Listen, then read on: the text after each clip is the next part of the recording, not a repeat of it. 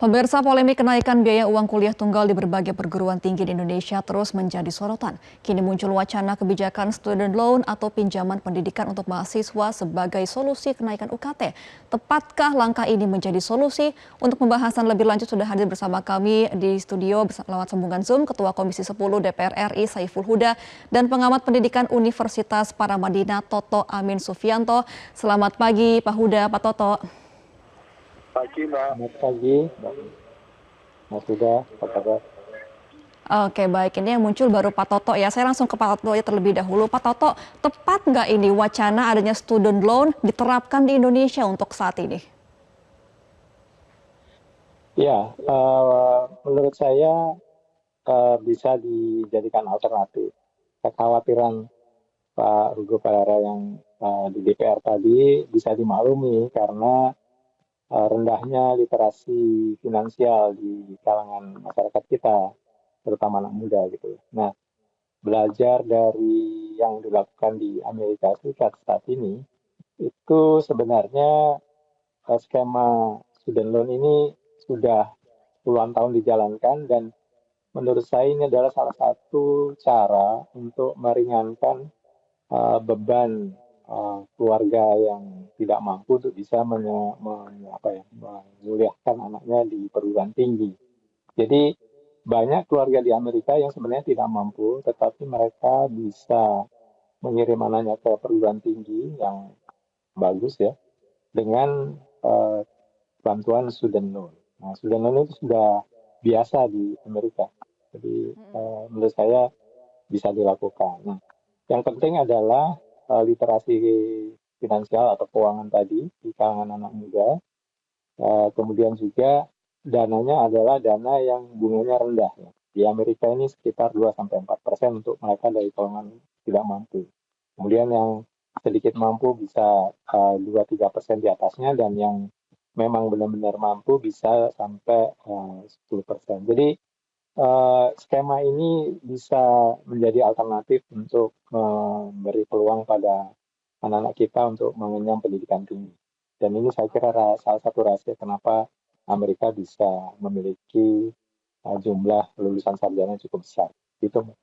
Baik, berarti bisa menjadi opsi asalkan literasi finansialnya ini secara baik ya untuk para orang tua dan juga mahasiswa. Nah, saya mau bertanya juga kepada Ketua Komisi 10 Pak Saiful Huda. Pak Huda, kalau Komisi 10 ini bagaimana menanggapi wacana Kemendikbudristek akan mengadakan student loan? Karena kan OJK sudah merespons, bank-bank juga sudah merespons. Kalau Komisi 10 sendiri seperti apa?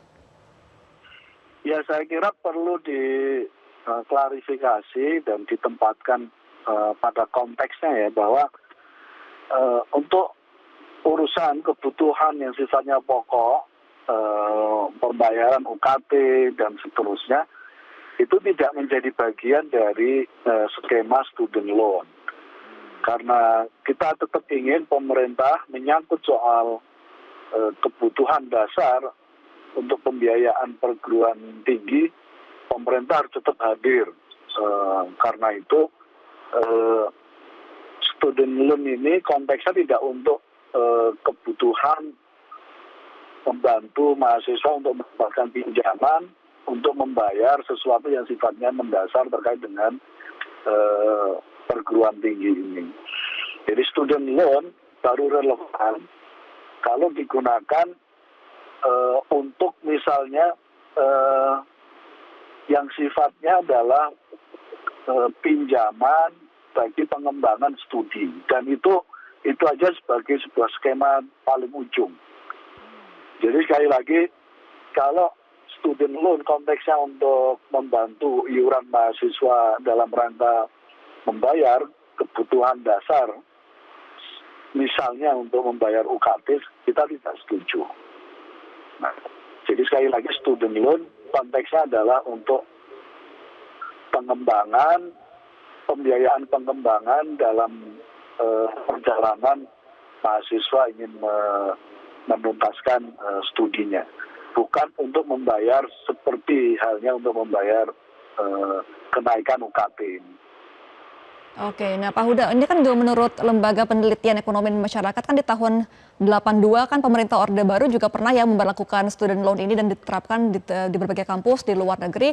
Namun sayangnya gagal dan membebankan mahasiswa tersebut sendiri. Nah, berkaca pada pengalaman tersebut, apakah ini juga akan menjadi pertimbangan ke depannya untuk penerapan student loan untuk pembiayaan kuliah, UKT dan juga operasional lainnya, Pak Huda? Itulah perlu dikaji secara serius ya, karena kita punya pengalaman gagal di zaman Orde Baru. Artinya skema pembiayaan melalui student loan ini jangan menjadi opsi gagah-gagahan, seolah-olah masa pemerintah hadir dengan memberikan kemudahan gitu.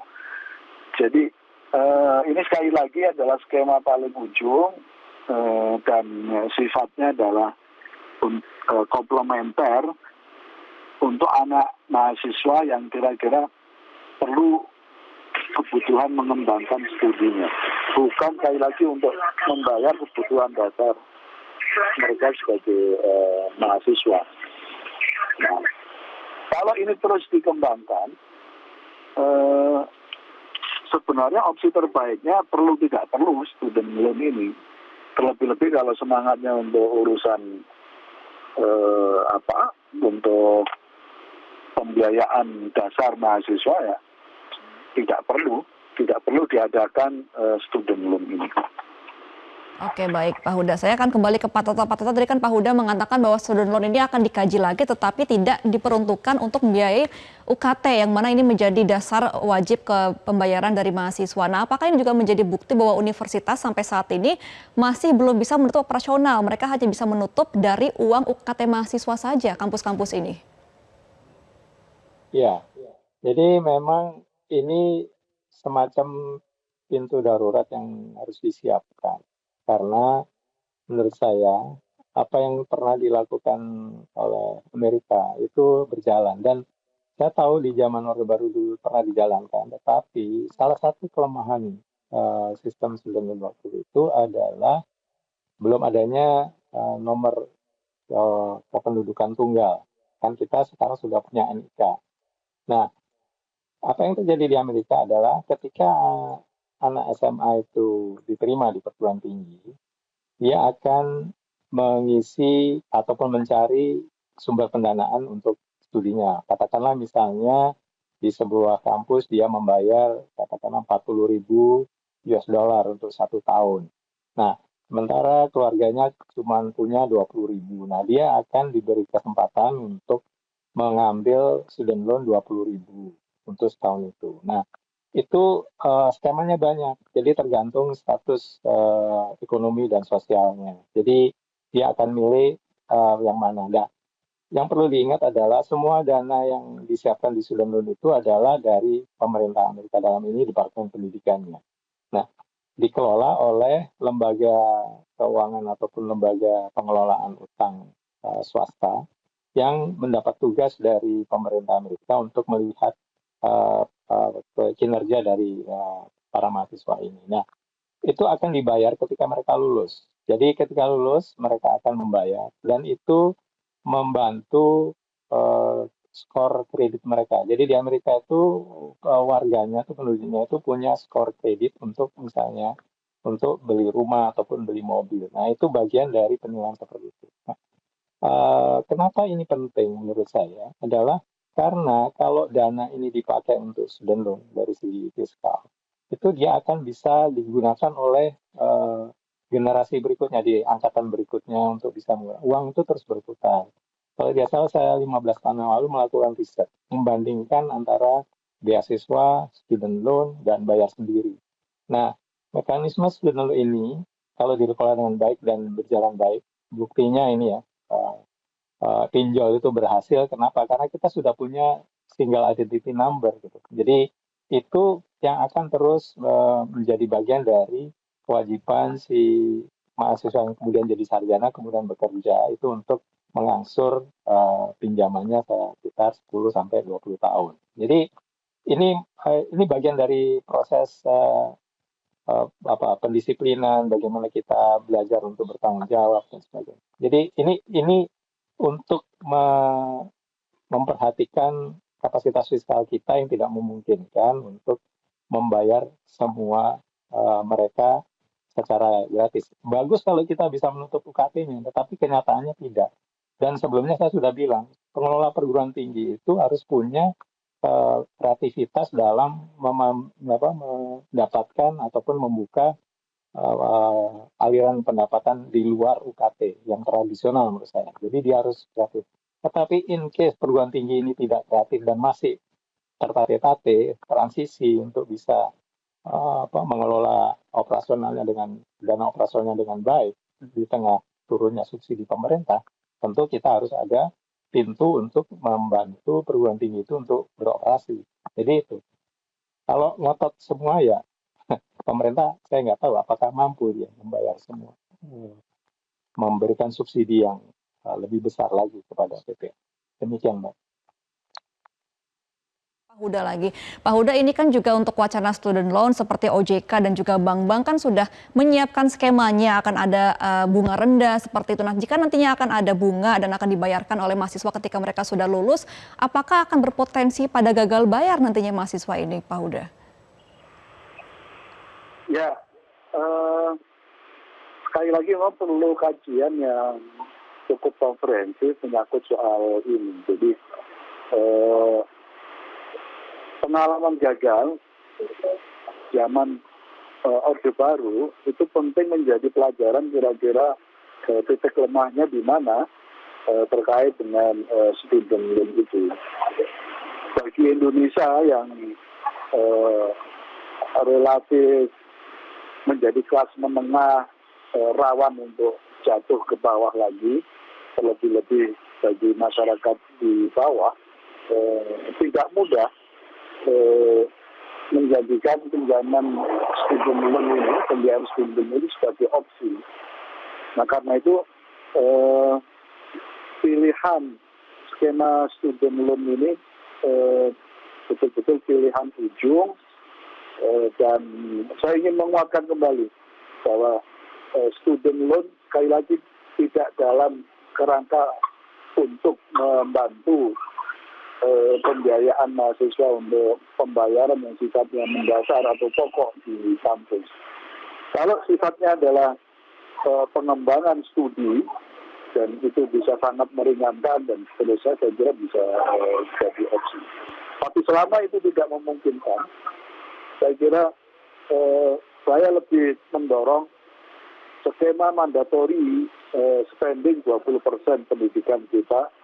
Saya kira yang itu setara dengan 665 triliun, itu saya kira perlu perubahan perencanaan dan pengalokasian ke depan. Dan ini jawaban yang terbaik.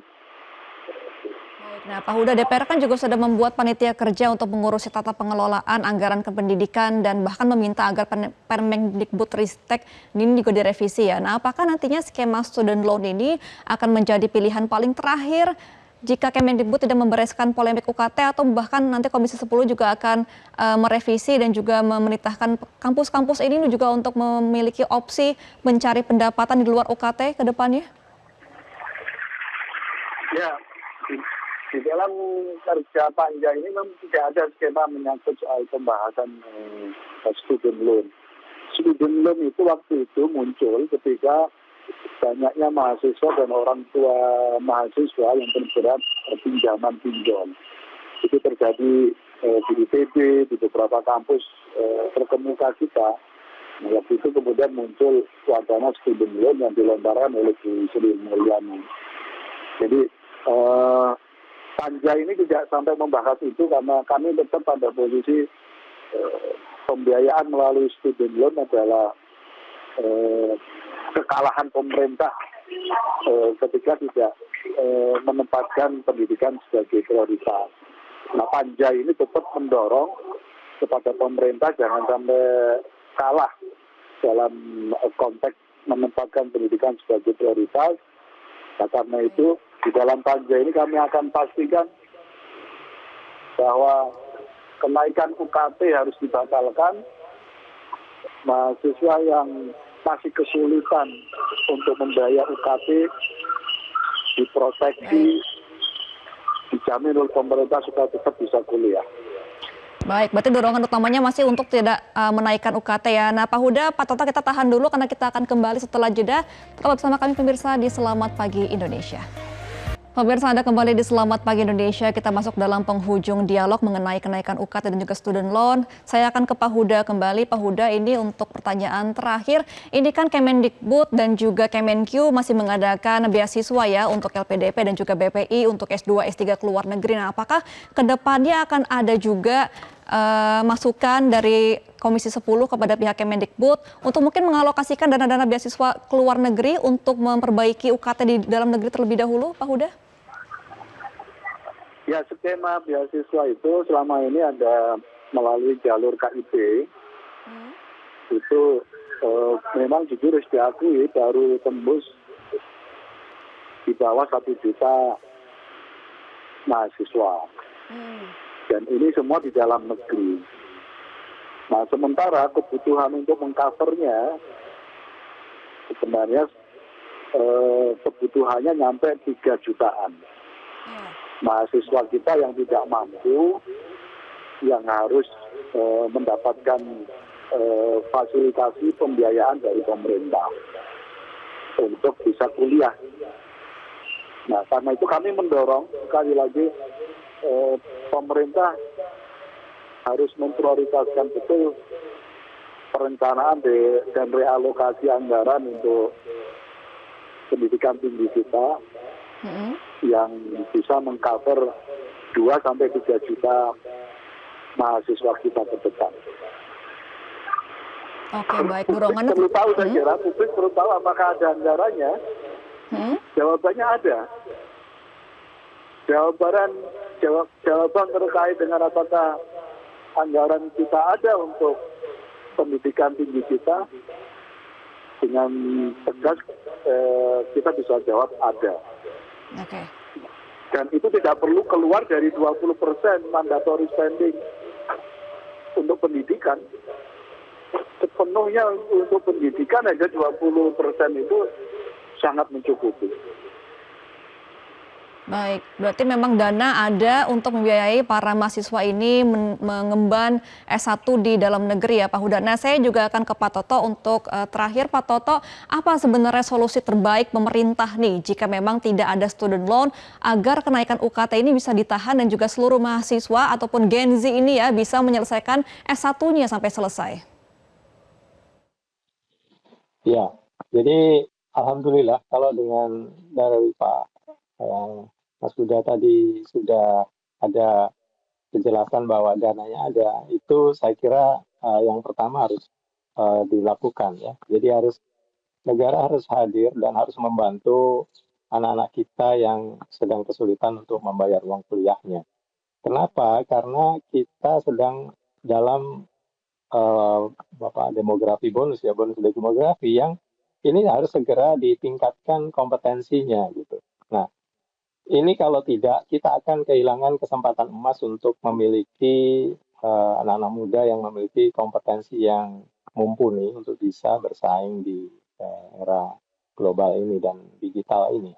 Nah, bagaimana itu dilakukan, dan saya kira harus ya, tidak hanya 2-3 juta, tetapi kita sekarang ini misalnya memiliki, menurut data BPS itu ada 9 juta anak muda 15-24 tahun yang tidak bekerja, tidak bersekolah, dan tidak juga mengikuti training.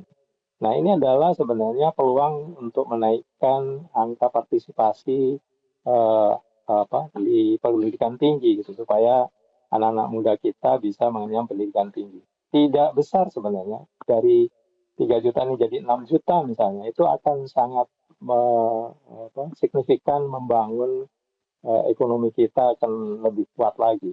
Tapi kalau peluang ini tidak ada dan lewat begitu saja, maka kita akan sengsara itu nanti ke depan ya.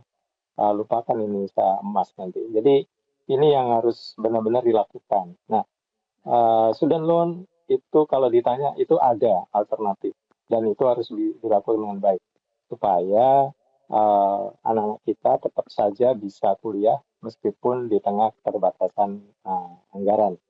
Ini kalau memang tidak ada dana. Tapi kalau memang ada, alhamdulillah saya kira itu yang harus dilakukan dan saya setuju. Jadi kita harus bantu anak kita untuk kuliah dengan baik. Demikian Mbak. Oke, baik. Kita harapkan pemerintah dapat mengkaji ulang mengenai kenaikan UKT dan juga bisa memprioritaskan agar generasi muda ini bisa mengemban S1-nya karena memang 2045 ini akan ada banyak usia produktif. Semoga seluruh generasi muda ini bisa berkuliah dan juga bekerja dengan baik. Terima kasih Pak Toto Amin Sufianto selaku pengamat pendidikan Universitas Paramadina. Sebelumnya ada Saiful Huda selaku Ketua Komisi 10 DPR RI sudah bergabung bersama kami. Selamat kembali beraktivitas Bapak-Bapak.